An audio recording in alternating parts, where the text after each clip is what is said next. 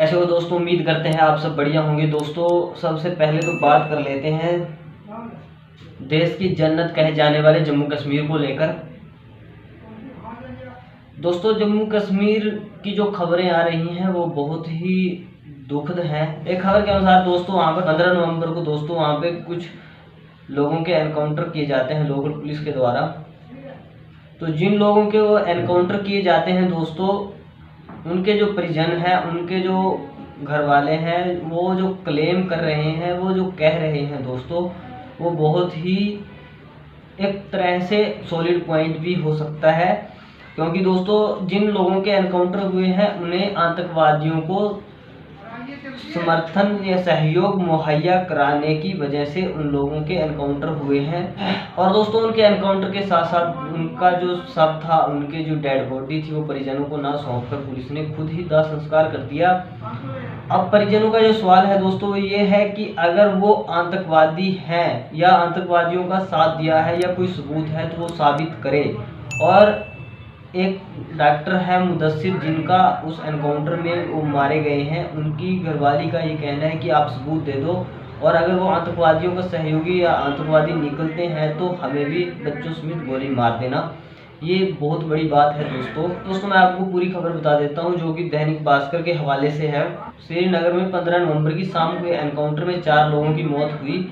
मारे जाने वाले लोगों में एक का नाम डॉक्टर मुदस्सिर गुल है। पुलिस के मुताबिक डॉक्टर गुल आतंकवादियों के लिए ओवरग्राउंड वर्कर का काम कर रहा था, लेकिन गुल की फैमिली इस बात को नकार रही है। हालांकि जम्मू कश्मीर के उप राज्यपाल मनोज सिन्हा ने अब इस एनकाउंटर की जांच के आदेश दिए हैं और कहा है कि किसी के साथ नाइंसाफी नहीं की जाएगी। लेकिन दोस्तों सवाल ये है कि अब जो एनकाउंटर हो चुके, जो लोग मारे गए हैं, मारे जा चुके हैं, वो तो वापस नहीं आ सकते।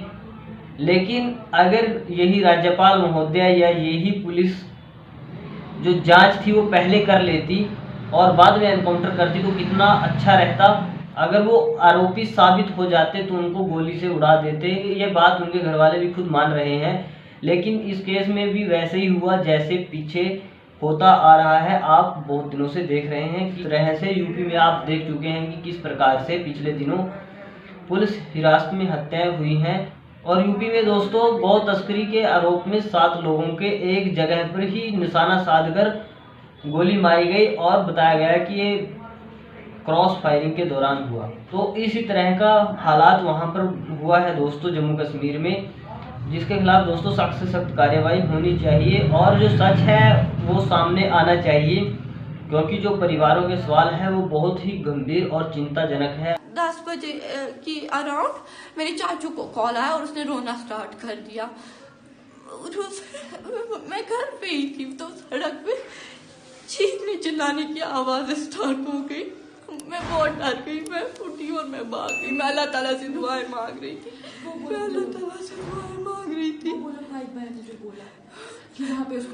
भाई बहन मेरी कजन ने बोला उसको 3 बार ऊपर चढ़ाया। जो कजन उधर पे था, जो गवाही दे रहा था, जो ने देखा अपनी आंखों से, 3 बार उसको ऊपर चढ़ाया, 3 बार और 2 बार छोड़ा, तीसरी बार मार दिया। ये क्या मतलब होता है? वो कहाँ से आप लोग और जो वहाँ गवाह थे उनको भी मार दिया। ये क्या मतलब होता है? और जब मैं उनको बोल रही हूँ कि अंकल आपने ये क्या किया, आपको कैसे लगा मेरा बाप ये है, तो वो वहां से हंस रहे हैं। मैं क्या रिस्पॉन्स दूं उनको? वो हंस रहे थे वहां से, वो बहुत बेशर्मी से हंस रहे थे। मैं उनको क्या जवाब देती वहां पर? मेरा भाई वो 2nd क्लास में है, वो बहुत छोटा है, उसको हम क्या कहेंगे? उसको नहीं पता है, उसको अपने पापा के साथ बहुत है, मुझे मेरे पापा के साथ बहुत है। अब मैं क्या करूंगी? मैं अपनी माँ को कैसे संभालूंगी? वो खड़ा नहीं उठ पा रही है, वो इतना रो रही है, मैं क्या करूं? मेरी अगर ऐसा ही होता रहा या ऐसा ही चलता रहा दोस्तों, तो जिस जन्नत के दावे हम छाती ठोक ठोक कर भरते हैं, जिस अखंड भारत के दावे हम छाती ठोक ठोक के भरते हैं, आज उसी अखंड भारत के छोटे से हिस्से जम्मू कश्मीर में इस प्रकार के हालात हैं कि जो लोग हैं, आम नागरिक हैं, वो अपने ही सुरक्षा बलों से, अपने ही सुरक्षा कर्मियों से सुरक्षा महसूस नहीं कर पा रहे। ये हालात हैं। और इस पर लोग आवाज नहीं उठा रहे, ये नहीं कह रहे कि उसके खिलाफ जांच होनी चाहिए। जो सच है वो सामने आना चाहिए, जो झूठ है उसे नकारा जाना चाहिए। ये बात भी लोग बोलते हुए बहुत आजकल डर महसूस कर रहे हैं।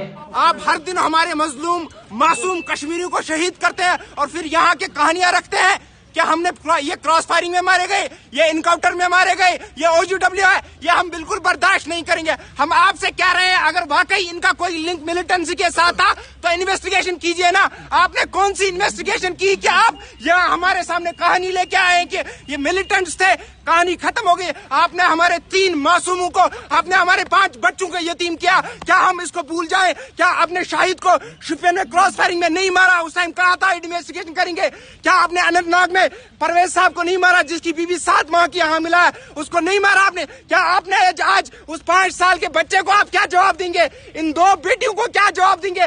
जो दूध पीता हुआ बच्चा है डॉक्टर मुदस्सिर का, उसका क्या जवाब देंगे आप? आपको इनसे माफी मांगनी चाहिए। DGP साहब को, LG साहब को इन घर वालों के पास जाके माफी मांगनी चाहिए कि हमसे गलती हुई, हम इसका जुडिशियल प्रोब कराएंगे और जो भी इसमें मुलव्वस है उसको कड़ी से कड़ी सजा दी जाएगी, तभी हम चुप बैठेंगे।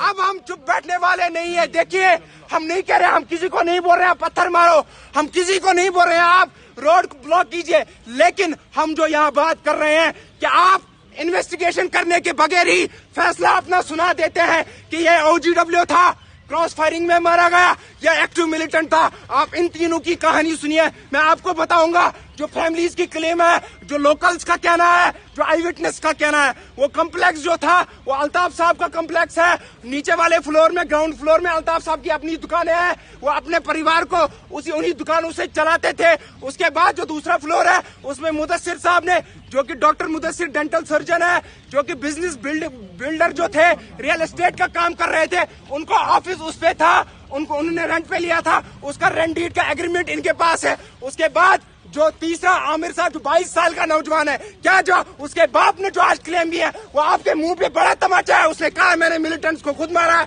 लेकिन आज आपने मेरे बेटे को मिलिटेंट बना के मुझे ही सजा दी, मुझे मेरे कर्मों की सजा दी आपने। आप इन्वेस्टिगेशन कीजिए, हम नहीं कह रहे हैं आपको कि अगर वाकई में कोई लिंक है, ये अल्ताफ साहब का भाई इधर है। मैं क्या तो दोस्तों आज के लिए इतना ही। वीडियो के कमेंट बॉक्स में अपनी राय देना मत भूलें और वीडियो को लाइक शेयर करना भी मत भूलें और चैनल को सब्सक्राइब भी कर लें। धन्यवाद।